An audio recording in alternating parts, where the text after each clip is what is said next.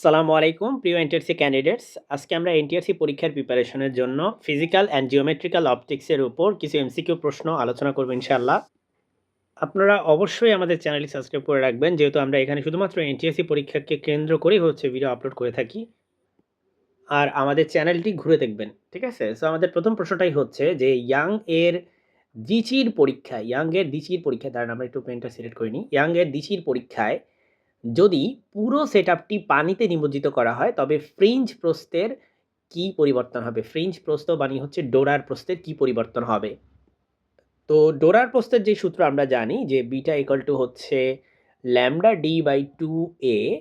এটা হচ্ছে ডোরার প্রস্থ। যদি পুরো সেটআপটিকে আমরা পানিতে নিমজ্জিত করি সেক্ষেত্রে নতুন বিটা হবে বিটা প্রাইম ইকুয়াল টু আগের যে বিটা সেটাকে আপনার হচ্ছে মিউ দিয়ে ভাগ করতে হবে। মিউ হচ্ছে পানির প্রতিসরণাঙ্ক, যেটা হচ্ছে আপনার যদি ভাগ করেন, যেহেতু এটা একের থেকে বড়, সো ডেফিনেটলি আপনার বিটা প্রাইমের মানটা ছোট আসবে বিটা থেকে। অর্থাৎ আমরা বুঝতে পারতেছি হ্রাস পাবে। আমাদের নেক্সট প্রশ্ন হচ্ছে একটি পাতলা ফিল্মে আলোর ব্যতিচার ঘটার কারণ কি?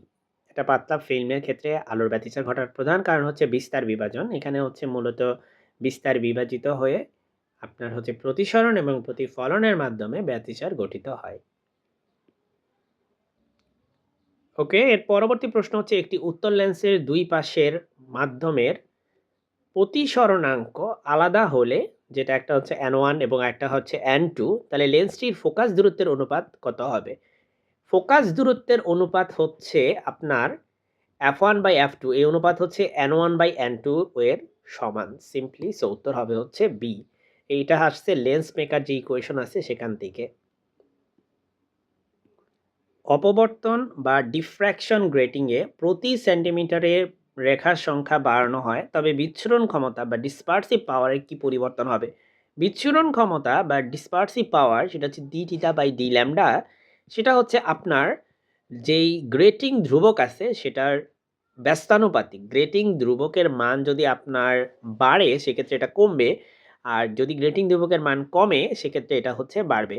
সো এটা আমরা কিভাবে বুঝবো? দেখেন, প্রতি সেন্টিমিটারে রেখার সংখ্যা যত বাড়ানো হবে ততই আপনার গ্রেটিং ধ্রুবকের মান কমবে, কিন্তু তাহলে কিন্তু বাড়বে না, গ্রেটিং ধ্রুবকের মান হচ্ছে কমবে।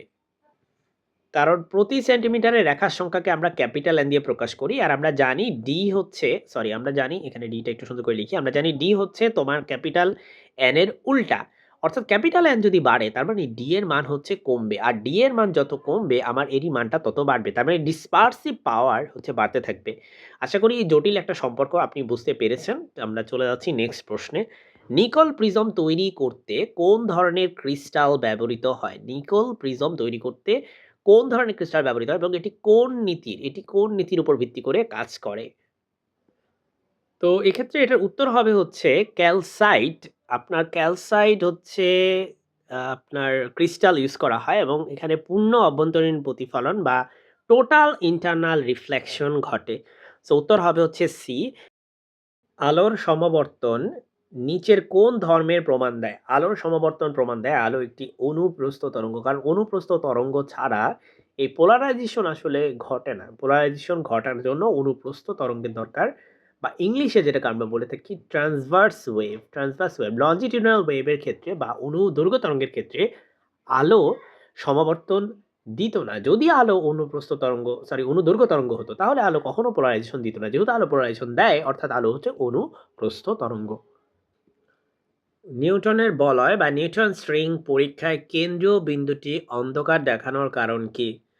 এটার অন্ধকার দেখানোর কারণ হচ্ছে পাই দশা পার্থক্য বা ফেজ চেঞ্জ অন রিফ্লেকশন। যখন কাছ থেকে প্রতিফলনের ফলে চেঞ্জ হয় তখন পাই, মানে আলোক রশ্মিটা যখন প্রতিফলিত হয় তখন তার একটা ফেজ শিফট হয় পাই পরিমাণ। এই জন্যই হচ্ছে কেন্দ্রীয় যে বিন্দুটা বা কেন্দ্রীয় যে বলয়টা, বেসিক্যালি যে রিংটা, সেই রিংটা হচ্ছে আপনার অন্ধকার দেখায় কেন্দ্রীয়টা। ওকে, নেক্সট প্রশ্নটা হচ্ছে যে ফ্রেনেল অপবর্তনে তরঙ্গ মুখটি সাধারণত কেমন হয়? ফ্রেনেল অপবর্তনে আপনার তরঙ্গ মুখটা হয় গোলকীয় অথবা সিলিন্ডার আকৃতির। এর পিছনে কারণ হচ্ছে আমাদের উৎস যেখান থেকে লেটসে আমরা আলোটা হচ্ছে পাই, মানে যেখান থেকে আলোটা তৈরি হয় সেখান থেকে আমাদের যেই আমাদের যেই স্লিটটা আছে সেই স্লিটের যে দূরত্ব সেই দূরত্বটা হচ্ছে সসীম দূরত্ব। মানে এটা কিন্তু অসীম দূরত্ব না। অসীম দূরত্ব থাকলে তখন যেই ওয়েভ মানে তরঙ্গমুখটা আমরা পাই বা ওয়েভ ফ্রন্টটা আমরা পাই, সেই ওয়েভ ফ্রন্টটা হবে হচ্ছে প্লেন ওয়েভ ফ্রন্ট। কিন্তু যেহেতু এটা সসীম দূরত্বে থাকে তাই আমরা যেই ওয়েভ ফ্রন্টটা পাই সেটা হচ্ছে হয় গোলকীয় হবে নাহলে সিলিন্ড্রিকাল আকৃতির হবে। এটা ডিপেন্ড করে আসলে সোর্সের উপর। ওকে, সো আশা করি এটা ক্লিয়ার। এর পরবর্তী প্রশ্ন হচ্ছে ব্রুস্টার কোণে, ব্রুস্টার অ্যাঙ্গেল আপতিত রশ্মির ক্ষেত্রে প্রতিফলিত ও প্রতিসরিত রশ্মির মধ্যবর্তী কোণ কত? ব্রুস্টার কোণের ক্ষেত্রে আপতিত রশ্মির ক্ষেত্রে প্রতিফলিত ও প্রতিসরিত, লেটস এখানে একটা মিডিয়াম আছে এবং আমাদের একটা লাইট আসতেছে, লেটস একটা লাইট আসতেছে, আমরা আমরা এখান থেকে একটা লাইট আসতেছে এবং এই লাইটটা হচ্ছে আপনার এই যে লাইটটা আসতেছে দেখেন, আমি ছবি দেখে বুঝতে পারবেন। এই লাইটটা আমরাকে একে বলি আনপোলারাইজড লাইট। ঠিক আছে? আনপোলারাইজড লাইটের বা অসমবর্তিত লাইট। তার মানে এই লাইটের সবগুলা কম্পোনেন্টই আছে ভার্টিক্যাল, হরাইজন্টাল সব টাইপের। তো এই অসমবর্তিত আলো যখন এসে এখানে পড়ে, একটা পার্ট হচ্ছে রিফ্লেক্টেড হয়ে যায়, আরেকটা পার্ট হচ্ছে রিফ্র্যাক্টেড হয়ে যায়। হ্যাঁ? আমি একটু আরেকবার সুন্দর করে একটু আঁকি। আরেকটা পার্ট হচ্ছে রিফ্র্যাক্টেড হয়ে যায়। এই রিফ্লেক্টেড আর রিফ্র্যাক্টেড এই ২ টা পার্টেই আমাদের আলো হচ্ছে কিছুটা পার্শিয়ালি হচ্ছে সমবর্তিত হয়। ঠিক আছে? সো সো এখানে আপনার প্রতিফলিত আর প্রতিসরিত এই ২ টার ব্যাপারটা, তাই না? আমরা একটু ক্লিয়ার করে বলি। আচ্ছা, এটার চিত্রটা এটা যদি এইটুকু হয় তার মানে এটা সোজা না গিয়ে একটু বাঁকবে। ওকে। সো একটা হচ্ছে এটা হচ্ছে প্রতিফলিত, এটা হচ্ছে প্রতিসরিত। এই প্রতিফলিত এটা আর প্রতিসরিত মানে হচ্ছে এটা। এই ২ টার মধ্যবর্তী কোণ হয় যদি 90 ডিগ্রি, তখনই সেখানে যে কোণটা আপতন যে কোণটা সেই কোণটাকে আমরা বলি হচ্ছে ব্রুস্টার অ্যাঙ্গেল। ঠিক আছে? সো সো এটা হবে হচ্ছে 90 ডিগ্রি, সি নাম্বার।